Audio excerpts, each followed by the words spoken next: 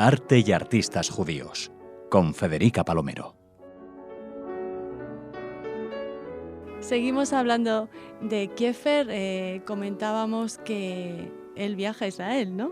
Sí, el viaje a Israel precisamente como lo había hecho Chagall cuando le encargaron hacer ilustraciones para la Biblia, y entonces se fue a Siria, a Egipto, que era pues Palestina, y es esa peregrinación, digamos, que hace también Kiefer, que además es un gran estudioso de la Torah y de la Cábala.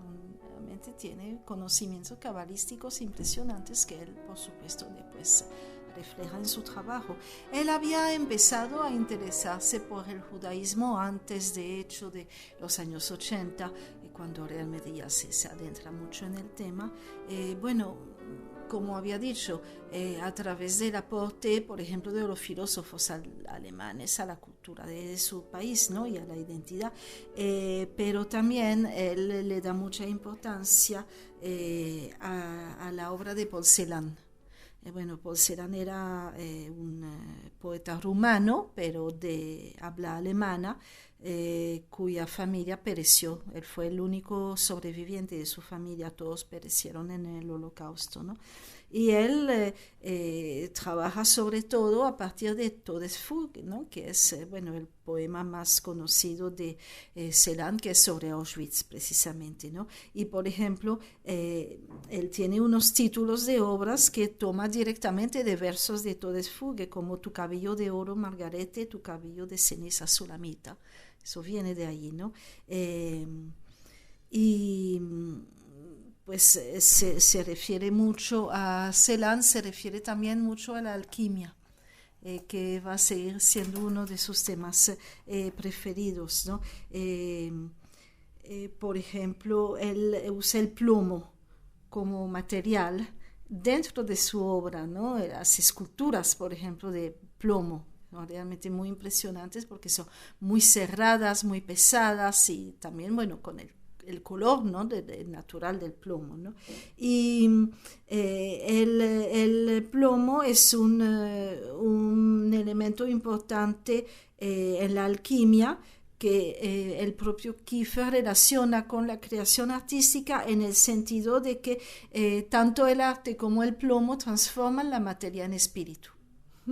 Entonces, dentro de este ámbito, él pinta, por ejemplo, Nigredo. Nigredo es, según la alquimia, el color del cielo antes del amanecer,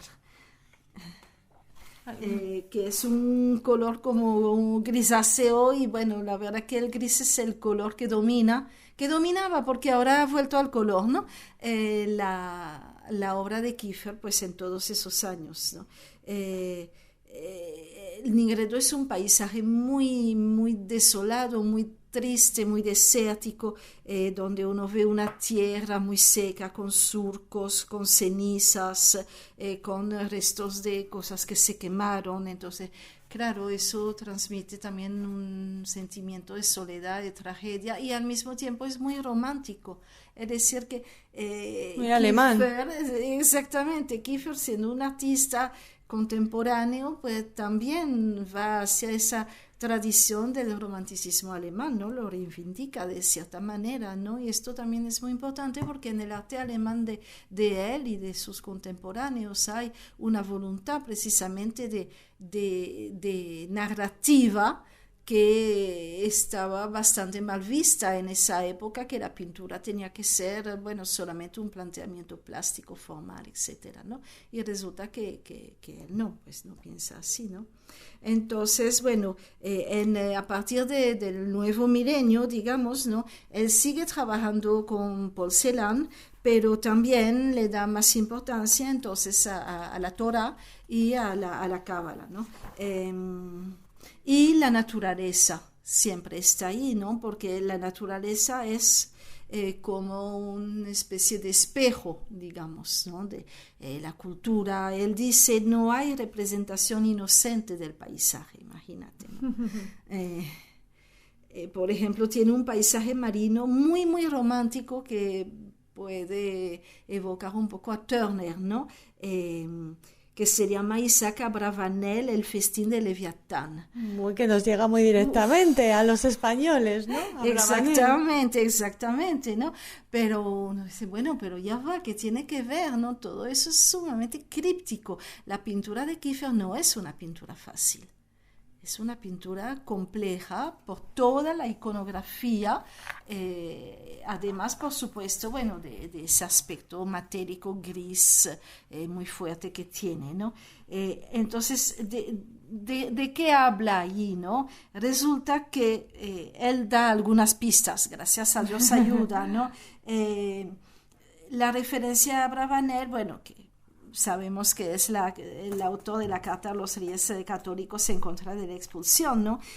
Bueno, en un principio es algo muy críptico, ¿no? Dice, bueno, pero ¿qué viene a hacer ahí Abravanel, ¿no? Y resulta que Leviatán es un monstruo marino que aparece en el libro de Job, y asimismo es el título de un ensayo de Thomas Hobbes sobre la fundación de los estados.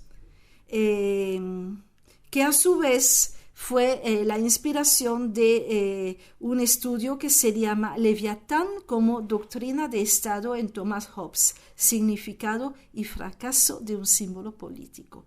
Y el autor es el filósofo alemán Carl Schmitt, que era muy cercano a la ideología nazi. Entonces tú ves que como bueno, las conexiones, poco a poco se van creando unas conexiones que no son nada evidentes, menos mal que el propio Kiefer ayuda un poquito, ¿no?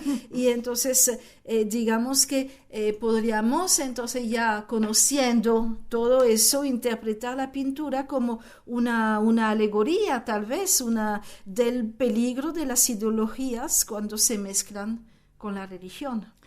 Y otra referencia conectada con España, que tiene que ver con España, es su trabajo que procede de la cábala luriánica. Sí, claro, eso Isaac Luria. Claro, a él todo eso le inspiró muchísimo, ¿no?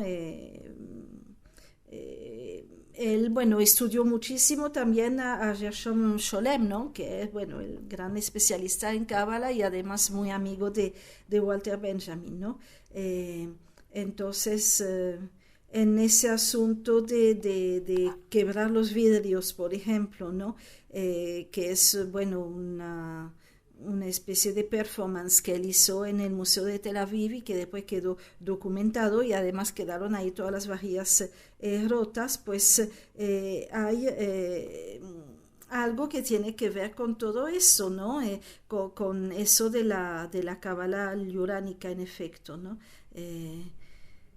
Con una pregunta finalmente, ¿por qué el exilio y cuál es el papel de la diáspora y de los judíos pues a través del mundo, ¿no? Lo que plantea ahí. ¿Qué más obras señalamos para terminar ya este programa dedicado a Kiefer? Pues claro, la obra muy reciente de él es bien interesante, la expuso el año pasado en Miami. Resulta que son desnudos femeninos y además con mucho color. Entonces... ¿Evolución? Oh. Sí, bueno, no, pero es precioso, realmente es algo bellísimo, pero si tú no sabes qué es de Kiefer, pues te quedas así, ¿no? Porque la verdad que tiene poco que ver con todo ese trabajo de él sobre el judaísmo, etcétera, ¿no? Bueno, hay una pintura muy, muy bella que se llama La sal de la tierra, que remite a las escrituras, esta vez no la parte hebraica, sino por supuesto el sermón de la montaña, ¿no? Que aparece en el Evangelio de Mateo y que dice, bueno, ustedes son la sal de la tierra, y si la sal se hace insípida, ¿con qué se le devolverá el sabor? Para nada sirve ya, sino para ser arrojada y pisada por la gente.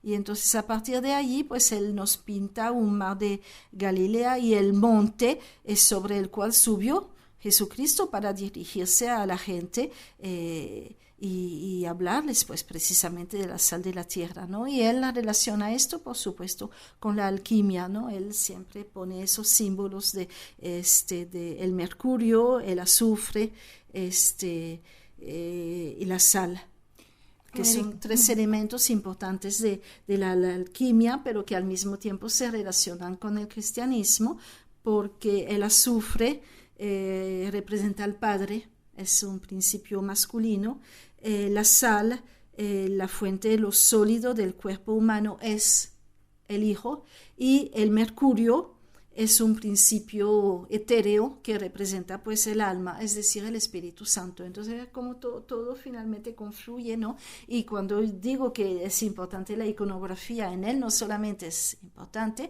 sino que además es sumamente compleja y requiere, además de sus pistas, también investigación y ir viendo qué es lo que hay ahí, ¿no? Uh-huh. Y tú terminas diciendo en el capítulo del libro dedicado a Kiefer que no se le puede clasificar y que no hay por qué hacerlo, ¿no? No, porque por ejemplo, claro, por ser de la misma generación, a él se le puede relacionar con un artista como Baselitz, por ejemplo, en Alemania, o de manera general con los que llamaron los nuevos Fauve, con la transvanguardia, etcétera, ¿no?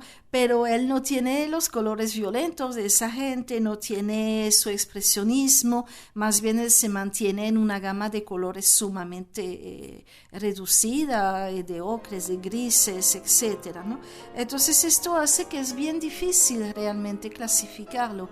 Al principio, bueno, sí, tiene una obra conceptual en el espíritu de Fluxus, pero a partir del momento que empieza a pintar ya es una obra sumamente personal, sumamente individual, y yo creo que también, bueno, pocos artistas tuvieron, digamos,